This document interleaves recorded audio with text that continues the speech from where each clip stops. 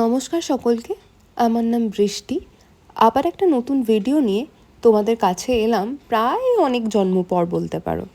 এখন বাজে প্রায় রাত 12:30। এটাই আমার ফার্স্ট এক্সপিরিয়েন্স ছিল রাত্রেবেলা ট্রাভেল করার।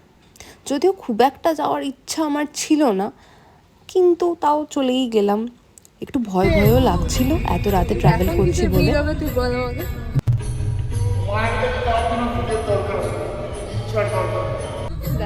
তো বুঝতেই পারলে কোনো ঠাকুর মন্দিরেই যাচ্ছি বেসিক্যালি। আর যাচ্ছিলাম হচ্ছে তারাপীঠ। আর যেতে যেতে আমার মনে হচ্ছিল এত রাতে যদি চোর ফোর দেখতে পাই তখন আমরা কি করব, এই সমস্ত নিয়ে কথাবার্তা হচ্ছিল। কারণ এই লাস্ট কদিন আমি শুনছি নাকি আমাদের পাড়াতে মানে চোর আসছে মাঝে মধ্যেই, তাই একটু ভয় ভয়ও লাগছিল। এখন বাজে প্রায় 1টা। রাস্তা পুরো খালি, শুধু মাঝে মধ্যে ট্রাকের ভিড় ছিল আর বীভৎস জোরে গান চলছিল। তার কারণ হচ্ছে যাতে কারোর চোখ না লাগে, কারণ আমাদের চোখ লাগলে ড্রাইভার দাদারও চোখ লেগে যাবে। আর এই রাস্তাটা যেতে যেতে আমাদের একটা প্রবলেম আমরা ফেস করেছি, সেটা হচ্ছে যে এই রাস্তাটা খুব একটা চওড়া ছিল না, কিন্তু রাস্তাটার এক পাশেরই তোমরা দেখতেই পাচ্ছ এটা হচ্ছে আলুর লরির ভিড়।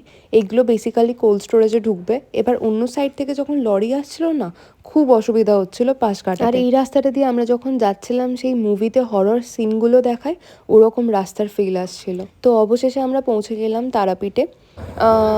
প্রায় তখন কটা বাজবে, 4:30টার সময় আমরা পৌঁছে গেলাম তারাপীঠ।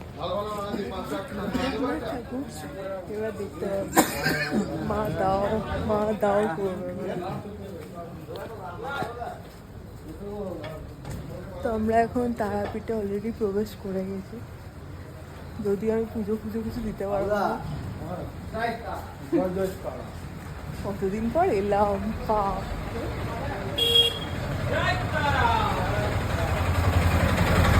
আমি কিন্তু আজ প্রায় 20 বছর ধরে তারাপীঠ গেছি। লাস্ট 4-5 বছর যাইনি, বাট তার আগে কিন্তু প্রত্যেক বছর আমরা কালী পুজোয় তারাপীঠ যেতাম। আমরা এই দিনটা ছিল হচ্ছে হোলির পরের যে রবিবার, সেই দিন বীভৎস কিন্তু ভিড় ছিল। বুঝতে পারলাম না যে এত ভিড়ের কারণ কি। তোমরা যদি জেনে থাকো তাহলে অবশ্যই জানিও। আর হয়তো মেবি রবিবার ছিল তাই এত ভিড় ছিল। এখন বাজে প্রায় 4:52, আর দেখতেই পাচ্ছ অলরেডি লাইন পড়ে গেছে। এখনও কিন্তু পুজো স্টার্ট হয়নি। পুজো স্টার্ট হবে বললো 5:30 থেকে। তো সেই কারণে মন্দিরের সামনেটা খুব খালি ছিল। আর গিয়েই আমি আগে মায়ের একবার দর্শন করে নিলাম, আর তোমাদেরও দর্শন করিয়ে দিলাম। তখন পুজো স্টার্ট হয়নি তাই সামনেটা এত খালি ছিল। 5:30 থেকে যখনই পুজো স্টার্ট হয়ে যাবে তখন আর এইভাবে ঠাকুর দর্শন করতে আমরা কেউই পারবো না। আর এখানে জাস্ট লাইনটা দেখো, মানে বীভৎস, মানে বিশাল লাইন। আমরা যে মানে ওরা যে কখন পুজো দিয়ে বেরোবে আমরা নিজেরাও জানি না, কারণ তারাপীঠ থেকে বেরিয়ে আমাদের আরও 2টো জায়গা ঘোরার প্ল্যান ছিল। তো আমরা বুঝতে পারছিলাম না যে অ্যাকচুয়ালি আমরা কখন এখান থেকে বেরোতে পারি।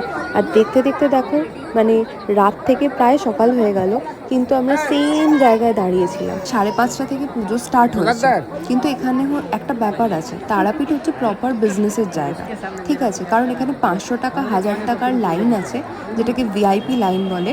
তো সেই লাইনটা আগে ছাড়ে, তারপর জেনারেল মানে যারা টাকা ছাড়া যারা ঢুকছে তাদের লাইনটা পরে ছাড়ে।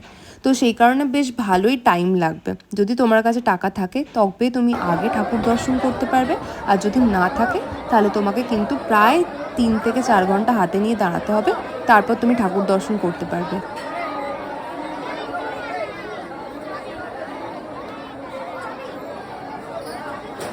তো ওদের বেসিক্যালি পুজো দেওয়া হয়ে গেছে, প্রায় 4.5 ঘন্টা টাইম লাগলো। আর ওরা যতক্ষণ পুজো দিচ্ছিলো আমি ততক্ষণ চাতালেই বসেছিলাম। নেক্সট কিন্তু আরও কয়েকটা ভালো ভালো ভিডিও আসছে, আর সেগুলো দেখতে হলে আমার চ্যানেলটাকে কিন্তু অবশ্যই সাবস্ক্রাইব করবে। আর এই ভিডিওটা তোমাদের কেমন লাগলো সেটাও কিন্তু আমাকে অবশ্যই জানাবে।